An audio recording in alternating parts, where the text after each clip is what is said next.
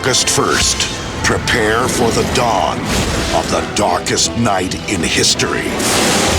From blood to blade, from flesh to steel, from man to spawn. Peekaboo.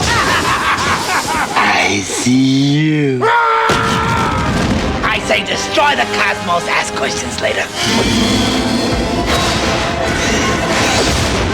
You've been violated, girly bat. Back off, hero. This summer, evil has a new enemy. Justice has a new weapon. And the world will discover Spawn. This film has not yet been rated.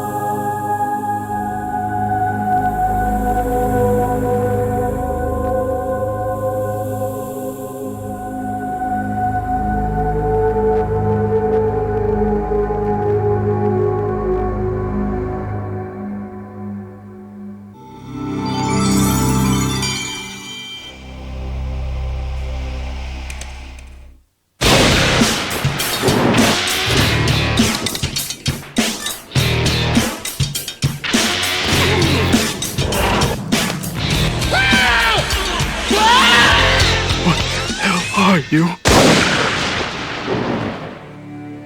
I broke into comics in 1985 and started in the mailroom of comic books, you know, the book that nobody wants to do. And if you actually are a good kid with a good attitude, then they climb you up the ladder. So I eventually, after a few years, ended up doing some Batman stuff and Hulk, and then they put me on a Spider-Man title that ended up breaking a bunch of sales records. And from there, that kind of made my career. And then, you know, in 1992, a bunch of us left Marvel comic books and formed our own company. And when you start your own company and you own your own trademarks, you gotta have a character, and the first character out of the chute for me is Spawn. Spawn?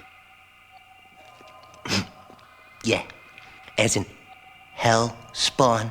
Here's a man, you know, whether it's you or I or anybody else, and all of a sudden something changed in a heartbeat in our life, and we became something different. How do we deal with it? Spawn. Your former self, meaning one hell-bent for leather, kick ass, take no prisoners, government assassin by the name of Al Simmons, is dead.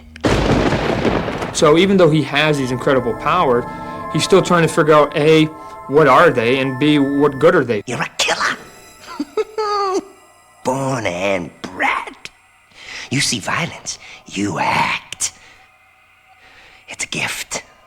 That's why he picked you. This has just been put upon him, and now he has to try and figure out, am I going to use it for personal gains only? Am I going to try and help people? Am I going to become a bad guy? Am I going to give in to the dark side that's pushing me around? And so it's just about a man trying to figure out how to cope with his day-to-day life, given that it's on a fantastic level. Why is it that people with authority abuse their power?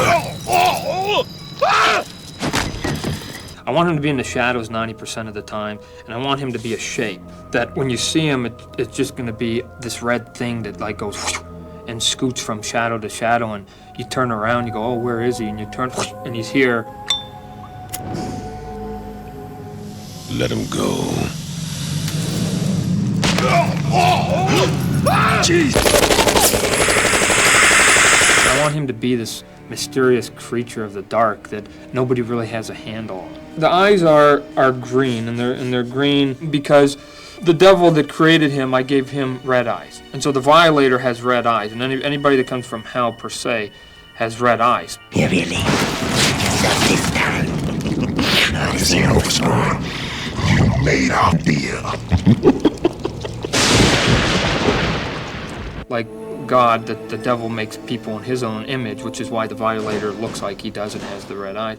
But Spawn has green because it makes a cool visual when he's standing in the shadows. You don't see anything but a couple of glowing eyes that look like they're on fire. The costume that he wears is, again, not a natural costume. It comes from hell, and so each one of the elements, because the costume is alive and it's its own sentient being, is there to protect the host, and because of that, each one of the pieces of the costume means something. So, for instance, he has, you know, the cape. The cape, to me, is really this big thing that's got fingers and the spikes, and so it gives the illusion of a claw, and so it can grab you.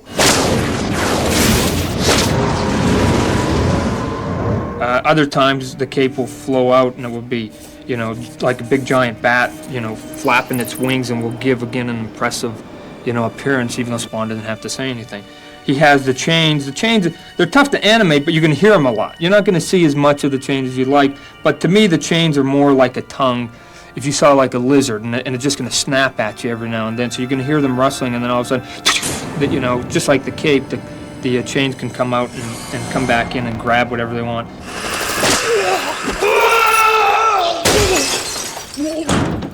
The spikes, he has spikes all over his body, on his arms and his legs and stuff. And so the composition of everything that's on him, his spikes and his cape and the chains and whatever, he can be literally asleep. I can actually have him sleeping in a corner, and if all those things are moving, you'll still be scared of the guy to look at. Hey, mister, you okay? You've been screaming and moaning for 10 minutes. Maybe what you need is a little hair of the dog. Get away from me.